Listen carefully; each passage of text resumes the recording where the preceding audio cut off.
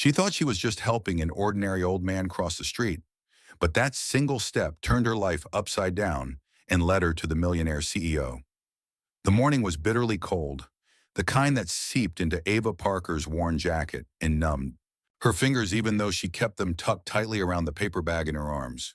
Inside was all she could afford that day: cheap bread, a half-gallon of milk, and a packet of instant soup. Her shoes splashed through slush as she hurried down Main Street, her thoughts fixed on making it home before her younger brother woke up and asked again why the fridge always seemed so empty. She was used to carrying the weight of silence instead of answers, used to smiling for Jamie while her own stomach knotted with hunger. At the corner of 4th and Pine, the traffic light flicked red. Cars roared impatiently, tires hissing on wet asphalt. Ava stepped to the curb, waiting for the walk signal, when she noticed an old man already halfway into the street. He wore a long dark overcoat and a felt hat tilted low against the wind, leaning heavily on a cane. For a moment he stood still, as though the distance across the road had stretched into an impossible journey. Then his cane slipped on the icy paint of the crosswalk, and he swayed dangerously, his leg buckling beneath him. "Sir!" Ava cried out, dropping her bag to the ground. Without thinking, she darted forward into the path of the blaring horns, her heart hammering as she wrapped her arm firmly around his elbow. The smell of exhaust filled her nose, the growl of engines pressed at her back. But she pushed on, guiding the old man step by step until they reached the opposite curb. Only then did she feel her knees trembling, her breath shallow. The old man steadied himself, his face weathered with lines but his eyes sharp and still glinting with authority. "Thank you," he said, his voice gravelly but firm. "Young people don't often stop these days." Ava tried to brush off the heat rising in her cheeks. "Anyone would have helped." "Not anyone," he countered. He shifted his weight onto his cane, straightened his shoulders, and extended a hand with surprising dignity. "Walter Hayes." The name struck her like a bell. She had heard it 100 times whispered around town. The richest farmer in the county, the man whose sprawling ranches and food processing plants employed half the region. For decades, his name had been a mixture of respect and intimidation, a figure larger than life who rarely left his estate except to appear in boardrooms or newspapers. And here he was, fragile yet commanding, saved from falling by her clumsy reflex. "I'm Ava," she replied softly, unsure what else to say. "It was nothing. Please let me walk you to that bench." They moved slowly together, the old man leaning against her smaller frame, his steps deliberate. She could feel the strength still in him, muted now by age but not entirely gone. As they reached the sidewalk, a sleek black Tesla glided to a stop nearby, its tinted windows rolling down smoothly. The door opened and out stepped a man who carried the same sharp presence as Walter, but with the full force of youth. He was tall, broad-shouldered beneath a tailored coat, with dark hair neatly cut and eyes the color of rich coffee, alert, assessing, as though he were trained to see the world in angles and calculations. The air around him felt different, as if he pulled focus the moment he appeared. "Dad!" he called, striding quickly across the sidewalk. "What happened? Are you all right?" "I'm perfectly fine," Walter snapped, brushing off the concern with a wave of his cane. "Thanks to this young lady." The younger man's gaze shifted to Ava, and in that one look she felt weighed, measured, and acknowledged all at once. There was gratitude there, a flicker of suspicion, and something colder, pragmatism perhaps. But when he spoke, his voice was even and deep. "Ethan Hayes," he introduced himself simply, "CEO of Hayes Agritech. Thank you for helping my father. How can I repay you?" The formality of his tone made her want to laugh, though there was nothing funny about the way he stood, a man clearly used to commanding rooms, not sidewalks. She shook her head quickly. "You don't need to repay me. Just be more careful at crosswalks." His brow furrowed slightly as though unaccustomed to having his offers dismissed. But Ava bent to pick up her grocery bag, the bread inside slightly crushed from her dash into traffic. She gave them both a small, awkward smile before turning to leave. Neither man said another word as she walked away, her boots squelching in the slush.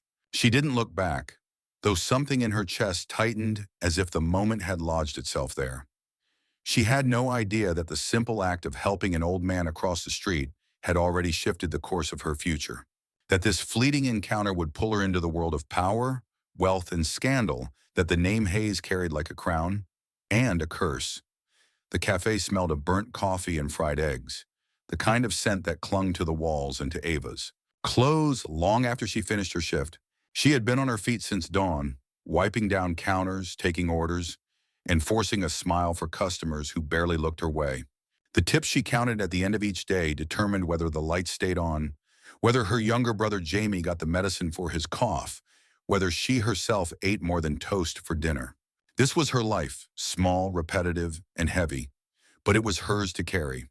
The snow outside had melted into slush by evening, and the cafe had grown quiet.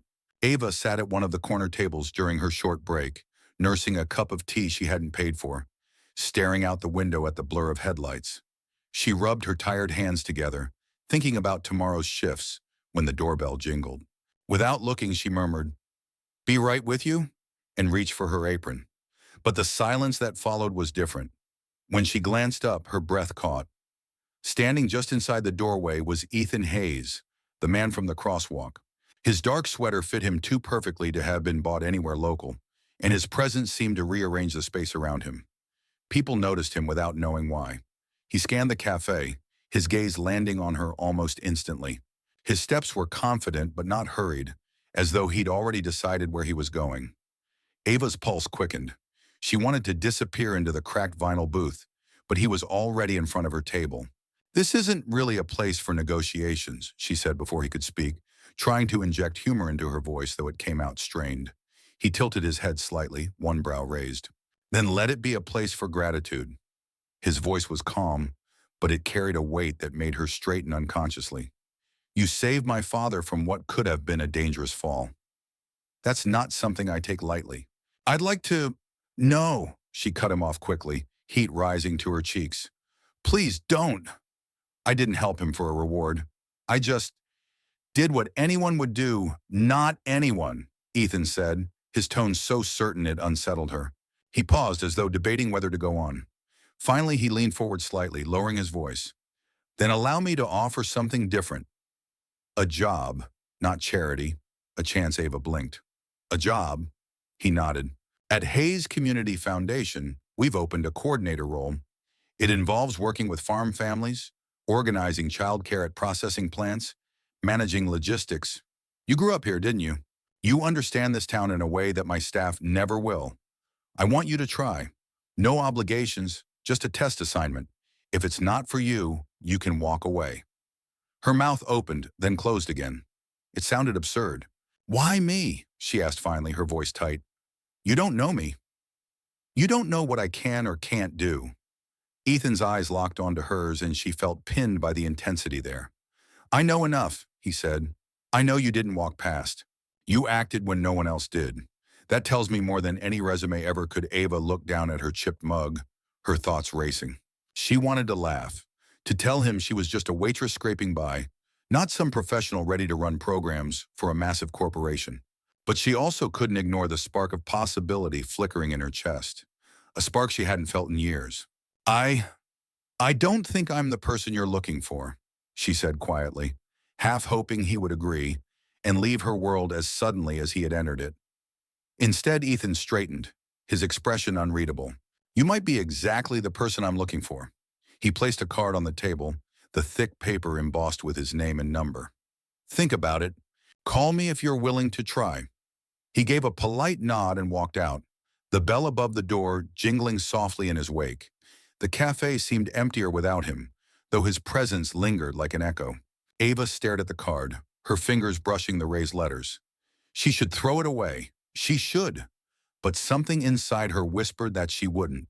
That night, when she returned to the small apartment she shared with Jamie, she tucked the card into her worn notebook instead of the trash. She told herself it was just so she wouldn't forget to decline properly. But deep down, she knew the truth. She wasn't ready to let go of the chance he had offered, even if it terrified her. And as she lay awake listening to the quiet coughs of her sleeping brother, she thought of Ethan's eyes, steady, unyielding, and of the strange, unsettling feeling that her life had just been nudged off its familiar track into a direction she couldn't. Yet see, the card burned a hole in Ava's notebook for 3 days before she finally picked it up. Each night after her shifts, she would open the notebook, stare at the embossed name, Ethan Hayes, and then slam it shut, convincing herself she had no business stepping into that world. Yet every time she looked at Jamie, curled up under a pile of blankets in their drafty apartment, coughing softly in his sleep, her resolve cracked. She couldn't keep living like this, balancing pennies and prayers. Even if it turned out to be nothing, she had to try. On the fourth day, with trembling fingers, she dialed the number. Ethan's voice answered almost immediately, steady and crisp, as though he had been waiting. "I was wondering when you'd call," he said. She almost hung up right then, unnerved by his certainty. But instead she forced herself to ask what the test assignment was. By the time she hung up, her heart was pounding. She had agreed to submit a proposal within a week. The following nights blurred into exhaustion. Ava spread papers across the kitchen table, working under the dim light while Jamie dozed on the couch. She scribbled numbers on napkins, drew maps of bus routes on the backs of receipts, and highlighted sections in borrowed library books about childcare and workforce retention.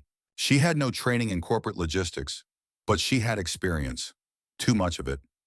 She knew what it meant for a mother to miss a shift because the daycare was full, what it felt like to choose between babysitting and putting food on the table.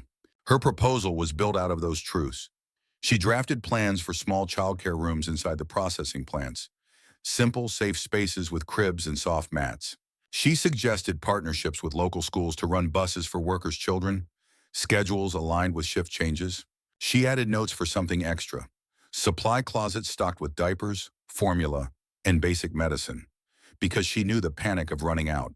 And almost as an afterthought, she scribbled a section about quiet rooms, where exhausted parents could spend a few moments with their babies during breaks. By the end of the week, she was running on caffeine and sheer willpower. She typed everything into a document on the battered laptop she had bought secondhand and printed it at the public library. When she slid the folder into a manila envelope, her hands shook. This wasn't just paper. It was her life carved into plans and numbers. The day of the presentation dawned icy and gray. Ava took the bus across town to the glass building of Hayes Agritech's foundation offices. She felt out of place the moment she stepped into the lobby, her thrift store blouse and scuffed shoes standing out among tailored suits and polished heels. But she forced herself to lift her chin and follow the receptionist to a conference room. Inside, a handful of people sat around a long table, their laptops open, their eyes cool and curious. Walter Hayes was there too, leaning on his cane, his expression unreadable. And at the head of the table sat Ethan, arms folded, gaze steady as always. "You have 20 minutes, one of the board members said without preamble. Ava swallowed her nerves and began. Her voice wavered at first, but as she flipped through the charts and spoke about the families she had known, strength crept in. She described the mother who walked 5 miles to drop her child at daycare before starting her shift. She explained how absenteeism wasn't laziness, but desperation, and how small, strategic changes could make workers more reliable and the company more profitable. When someone interrupted to ask about the cost of bus drivers, she didn't falter. "I already spoke with the school district," she replied. "They're willing to train part-time drivers if the foundation covers certification. That reduces costs by nearly a third." She slid forward her calculations, handwritten but clear. The room was quiet except for the scratch of pens and the faint hum of the projector. Ethan said nothing, his eyes never leaving her face. Walter watched her too, his expression softening slightly with each answer. Finally, she reached the end. "This isn't charity," she said, her voice steady now. "It's economics. Families who aren't forced to choose between their children and their jobs will stay. They'll work harder, longer, with loyalty, and your company will grow stronger because of it. People are not disposable. That's the point." For a moment, silence hung heavy. Then Walter gave a single nod. One of the board members cleared their throat and muttered something about interesting numbers. And Ethan, still silent, finally leaned back, folding his arms. "We'll pilot this," he said simply. His gaze flicked to her. "And you'll be with us, miss." Parker Ava blinked, stunned. She had walked into the room expecting polite dismissal, maybe even mockery. Instead, she had been handed something she hadn't dared to imagine: a chance. When she stepped back out into the cold air, the city seemed different. The streets looked the same, the slush still dirty, the sky still gray. But for the first time in years, she felt like her life was not just treading water, it was moving forward. She tightened her grip on the envelope tucked under her arm, her heart racing with a mix of fear and exhilaration. She had no idea what waited ahead. Scrutiny, judgment, maybe even scandal. But for once, the possibility of failure didn't paralyze her. For once, she wanted to try. The pilot program hadn't even been launched when the rumors began. At first, it was just murmurs in the local paper. Anonymous quotes about some girl with no background in business being brought in by the Hayes family. Then came the photos. Someone had snapped Ethan holding the cafe door open for Ava one evening. His expression unreadable, her cheeks flushed with fatigue after a long shift. By the time it hit the tabloids, the caption had turned it into a story. CEO's secret romance with small-town waitress? Ava found out in the cruelest way possible, by overhearing two mothers at Jamie's school. She was waiting to pick him up when she caught their words. That's her, right there. The gold digger. The one they say is after Hayes' money. The other woman gave a sharp laugh. Typical. Men like him don't look at girls like us unless there's an angle. Ava had clutched Jamie's hand tighter, walking away quickly, her throat burning. By the end of the week, it wasn't just whispers. Strangers stared at her in the grocery store, some with open hostility, others with curiosity. Online forums bristled with speculation, some claiming she was sleeping her way into power, others saying she was just a pawn in the Hayes family drama. Her phone buzzed with cruel anonymous messages. Hope the cash is worth it. Wait until he dumps you. The worst part was that Jamie, only 13, heard the rumors too. He came home one day with his backpack hanging low, his eyes downcast. Kids at school said you're trying to marry rich. The shame in his voice cut deeper than any headline. Ava knelt in front of him, gripping his hands. Listen to me, Jamie. None of that is true. I'm working, just like always. People talk when they don't understand. But we know the truth, okay?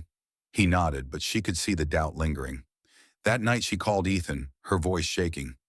You knew this would happen. You knew they'd come after me. Why didn't you warn me? There was a long silence on the line before his calm voice answered. Because if I'd warned you, it would have sounded like I was admitting they were right. And I don't believe they are. That doesn't help when my brother comes home crying, Ava snapped.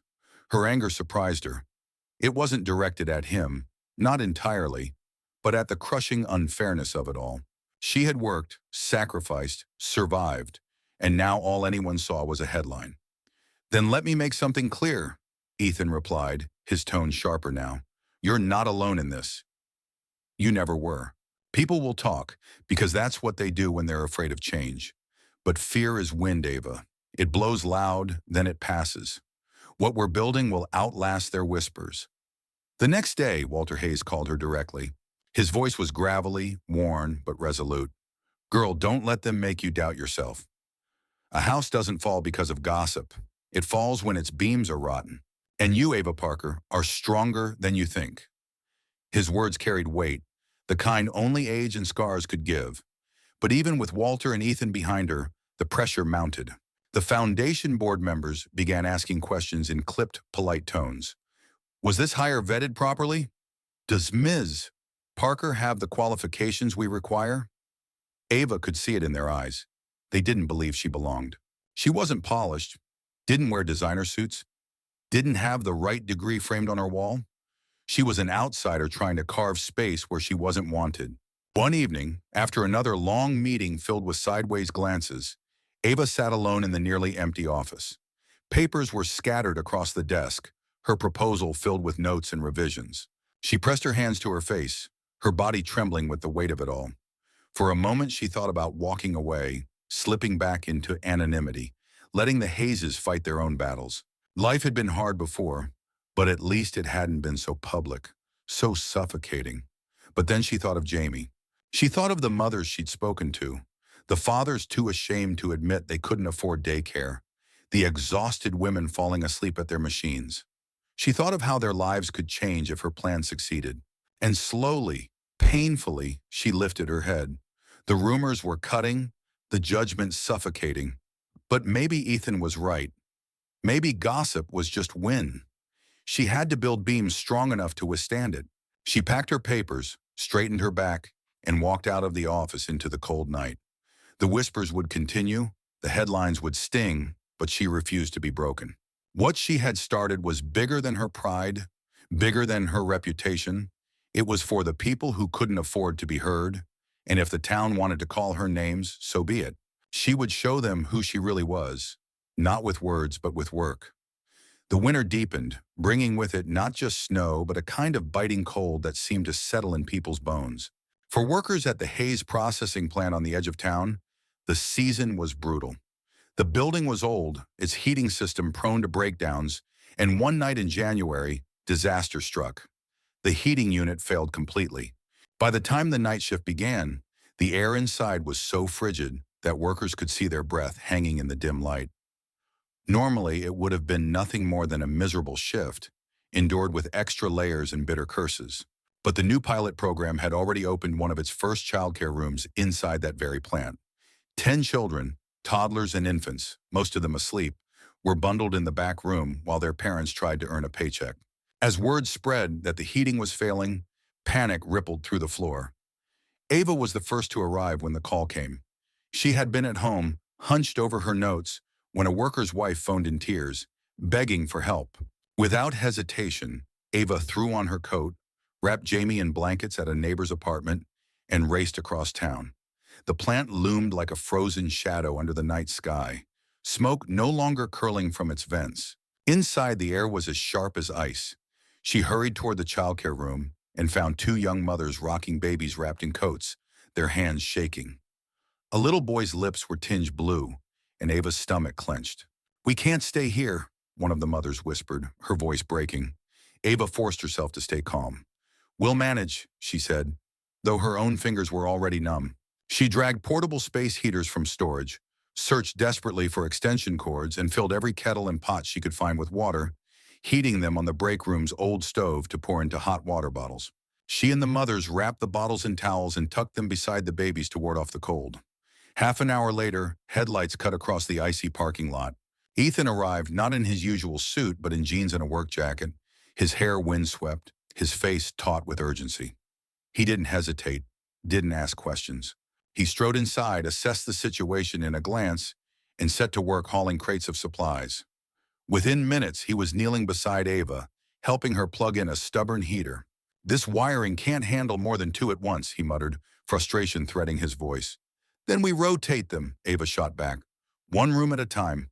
Keep moving the kids where it's warmest." For the next several hours, they worked side by side. Ethan hauled boxes of blankets from storage, his expensive boots soaked through from melted snow. Ava guided exhausted workers in shifts, some helping with their children, others stringing cords and checking on the elderly janitor, shivering in his office. Every time one of the babies cried, Ava rushed to soothe them, whispering promises she barely believed herself. At one point, she stumbled from exhaustion, nearly dropping a kettle of hot water. Ethan caught it before it spilled, his hand brushing hers. His brown eyes searched her face, full of something rawer than professionalism. "You shouldn't be doing this alone," he said quietly. She swallowed hard, refusing to let her voice waver. "Neither should you. But here we are." By dawn, the plant was alive with the sound of children stirring, their breaths no longer visible in the air. The heaters had kept the rooms above freezing, and no one had fallen ill. The workers, though drained, stood straighter than before, some even clapping Ava on the back, others shaking Ethan's hand with grudging respect. Outside, a reporter's camera clicked. The photo that spread across the internet later that day showed Ethan Hayes, sleeves rolled up, soot on his cheek, standing shoulder to shoulder with Ava Parker, both of them surrounded by tired but grateful parents. The caption was meant to be biting, "CEO and waitress playing heroes in the cold." But the comments underneath surprised everyone. "This looks real. They didn't just talk, they showed up. Maybe there's something to this after all." When Ava finally returned home, her body ached, her eyes burned, and her clothes smelled of smoke and sweat. Jamie was still asleep at the neighbors, and she sank into her rickety chair, staring at the first pale light of morning through the frosted window. She had nothing left to give, and yet for the first time, she felt something different in her chest. Not defeat, not exhaustion, but a strange, fragile pride. Hours later, her phone buzzed with a text. It was from Ethan. Just 3 words. "We did it." Ava stared at the message, her throat tight. She didn't know what it meant yet. Whether it was saving 10 children from the cold or proving to an entire town that she wasn't the fraud they believed. But she knew this much. Whatever battle lay ahead, she wouldn't be fighting it alone anymore. The storm rolled in fast, a wall of black clouds tearing across the horizon, carrying with it a wind that howled like a warning. Ava had just tucked Jamie into bed when her phone rang, the sound sharp in the quiet apartment. It was one of the farmhands from the Hayes estate, his voice panicked and broken through the crackle of static. The barn, Walter's old barn, it's on fire. He's inside. Her blood went cold. She didn't think, didn't even grab her coat. She pulled Jamie up from bed, hurried him 2 doors down to the neighbor's apartment, begged them to keep him safe, and then ran into the storm. By the time she reached the estate, the night sky glowed orange against the clouds, the fire a monstrous beacon visible from miles away. Smoke clawed at the air, thick and suffocating.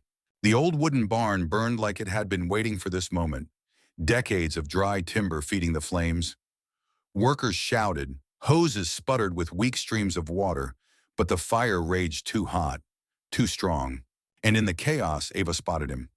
Walter Hayes, 80 years old, stubborn as stone, tugging at a terrified horse inside the choking smoke.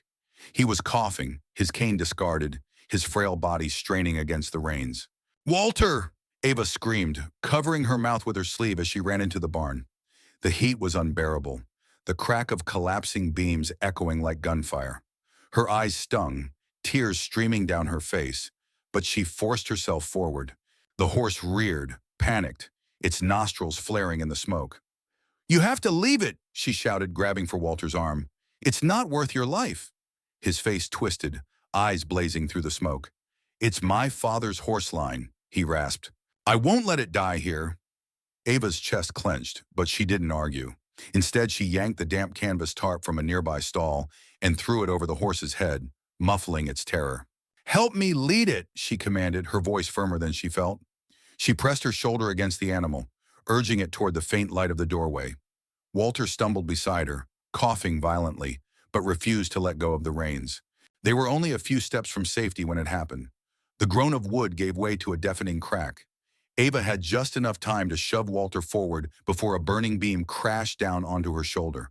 The impact stole her breath, pain ripping through her body like fire itself. She collapsed to her knees, the world narrowing to smoke, heat, and the roar of flames. She dimly heard voices shouting, boots pounding. Strong arms lifted her as she fought to stay conscious. Through the haze, she saw Ethan's face, ashen, terrified, his brown eyes stripped of all composure. "Stay with me, Ava," he begged, his voice breaking in a way she'd never imagined possible from a man like him. "Please, just stay." The next hours blurred into fragments, sirens wailing, cold night air hitting her face, the sting of oxygen against her lips. She drifted in and out, clinging to the sound of Ethan's voice, repeating her name like a lifeline. When she finally woke, it was in the sterile quiet of a hospital room, her shoulder heavy and aching, metal plates holding her together. The first face she saw was not Ethan's but Walter's. He sat by her bed, his cane leaning against the chair, his expression somber but alive. His voice was rougher than ever, but steady. "Girl, you didn't just save my barn. You saved my pride." His eyes, sharp even through the years, softened. "I spent my life thinking money held people in place. Pay them enough, they'll stay. But you showed me it's each other that keeps us standing." Ava blinked back tears, her throat too raw to answer. Walter reached for her hand, his grip surprisingly strong. "You've given me back something I thought I lost a long time ago." Faith later, when the nurses cleared the room, Ethan finally appeared. He looked wrecked. Dark circles under his eyes, soot still smeared along his jaw, as if he'd refused to leave her side long enough to clean himself. He didn't speak at first. He just sat, his hands trembling, as he reached for hers. When he finally spoke, his voice cracked. "I thought I was going to lose you in there." Ava squeezed his fingers weakly, her pain dulled by medication, but her clarity sharp. "But you didn't," she whispered. He bent his head, his forehead brushing her hand, as though her survival was more than relief. It was redemption. For the first time, Ava realized the fortress of control around Ethan Hayes wasn't impenetrable. Behind the polished exterior, the titles and the expectations, There was a man terrified of losing someone he had never expected to need. The fire left the barn in ashes, but it also lit something else, something unspoken between them. Ava didn't know what it meant yet, or whether the world outside would ever let them define it.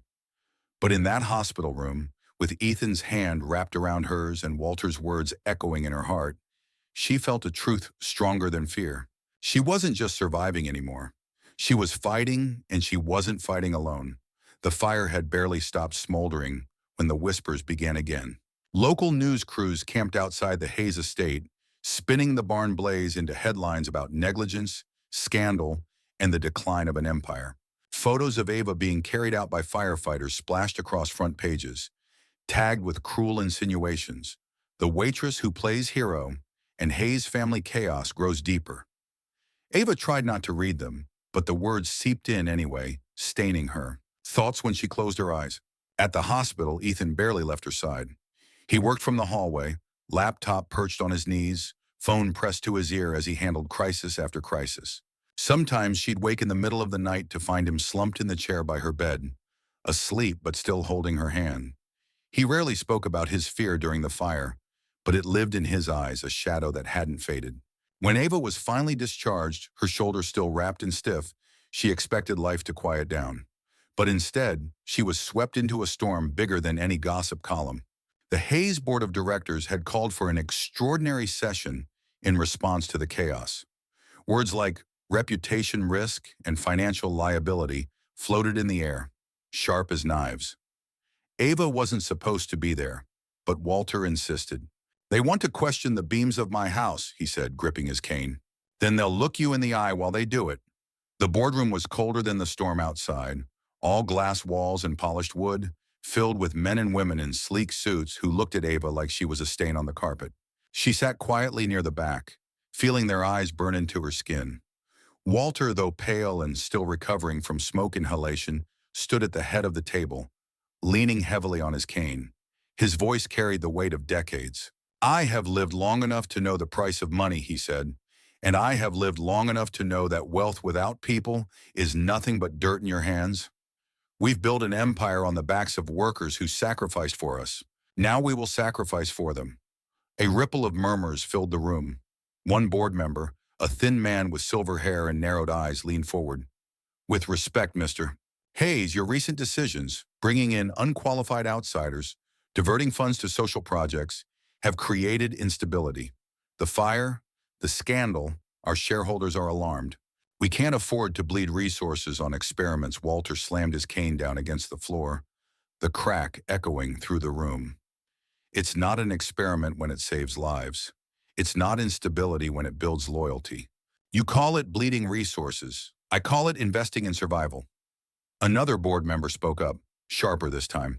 "And who exactly do you propose should lead these investments?" That girl, his gaze cut toward Ava like a blade.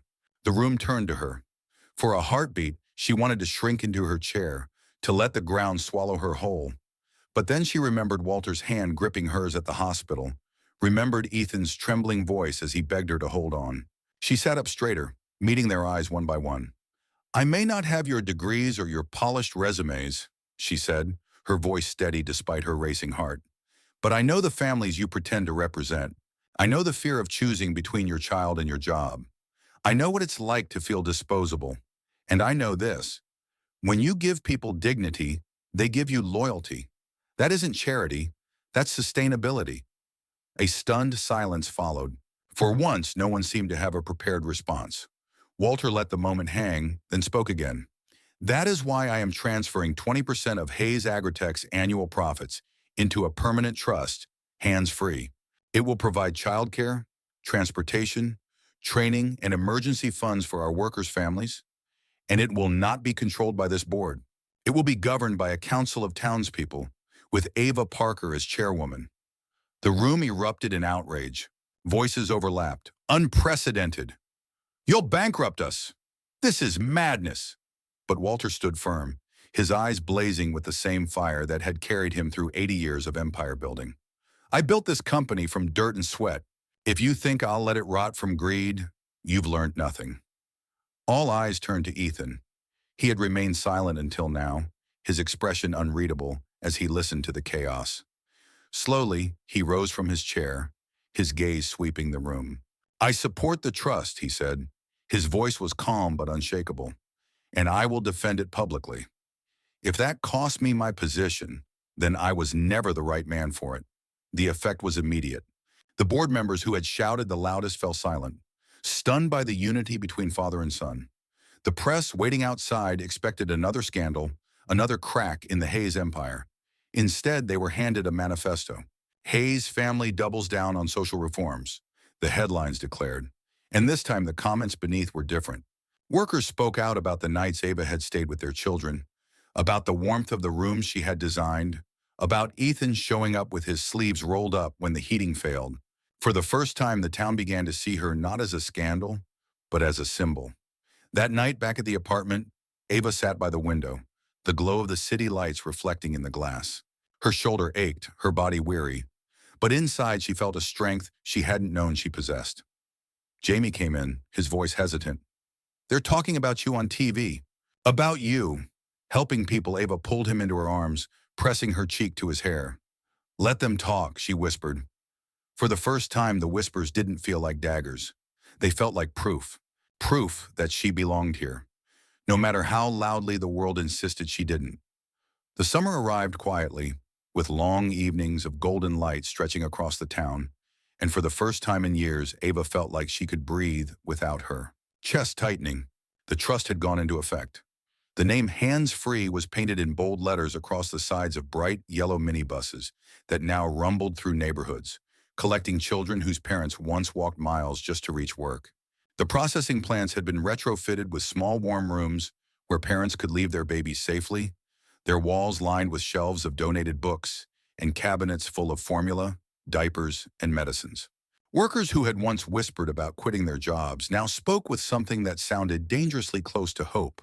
Ava spent her days moving between the sites, checking the rooms, talking to parents, and making endless lists of what still needed fixing.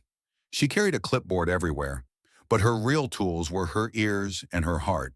People trusted her because she had lived what they lived.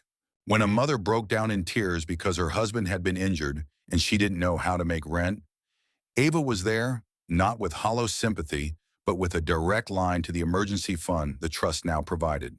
When a father admitted he couldn't read the training manual, she didn't shame him. She set up literacy nights at the local library with volunteers from the community. Each problem was exhausting, sometimes overwhelming, but every time she saw relief on a parent's face, she felt stronger.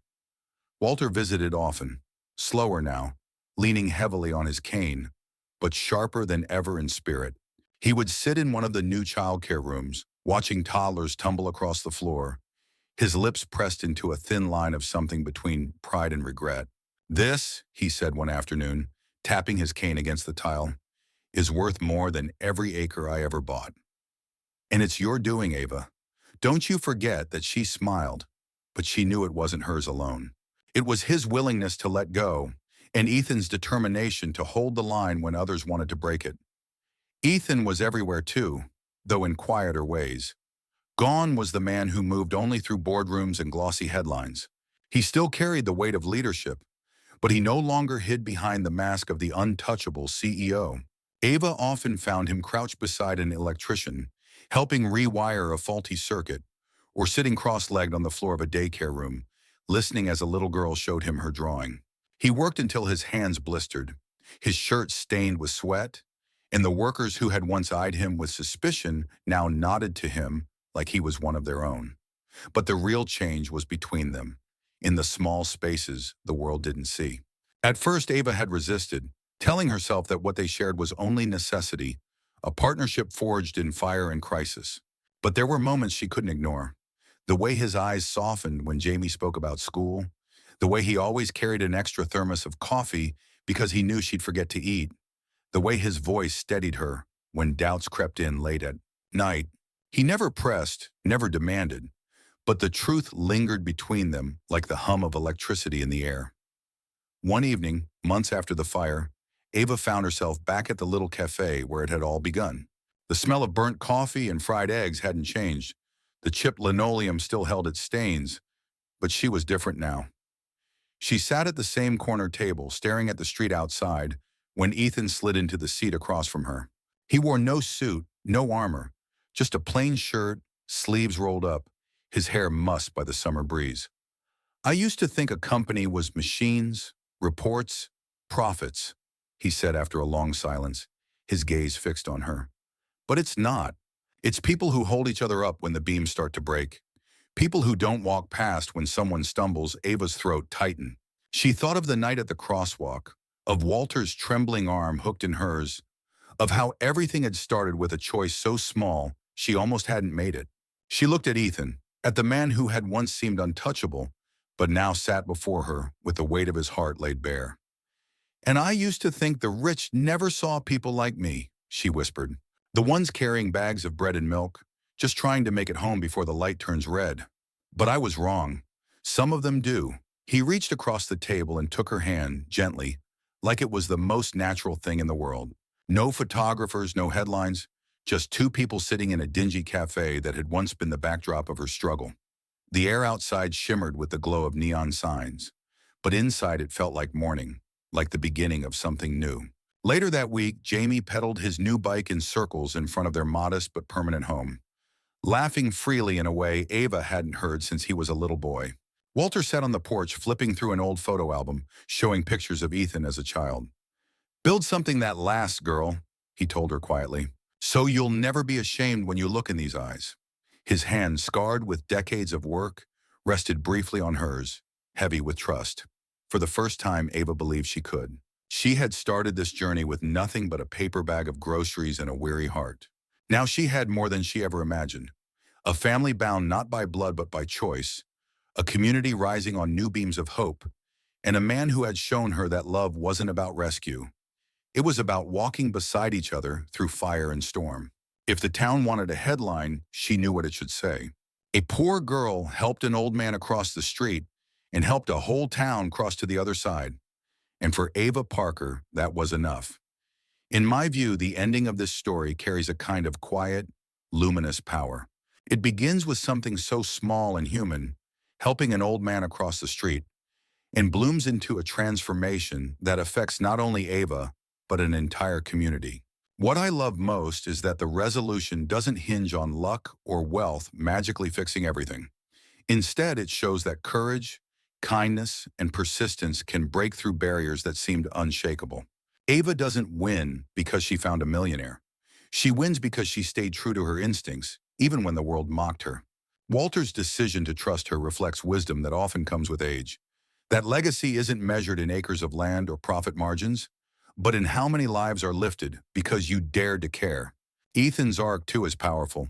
His armor of control cracking until he finally chooses values over reputation, humanity over image. To me, the happy ending feels earned, not forced. It's not a fairy tale escape from hardship, but a recognition that love, respect, and community are stronger than gossip and greed. The story reminds us that a single act of kindness, something as simple as reaching out a hand at a crosswalk, can ripple outward in ways we never expect. And maybe that's the most important message. You don't have to be wealthy or powerful to start a change. You just have to be willing to stop, to see, and to act. The rest follows.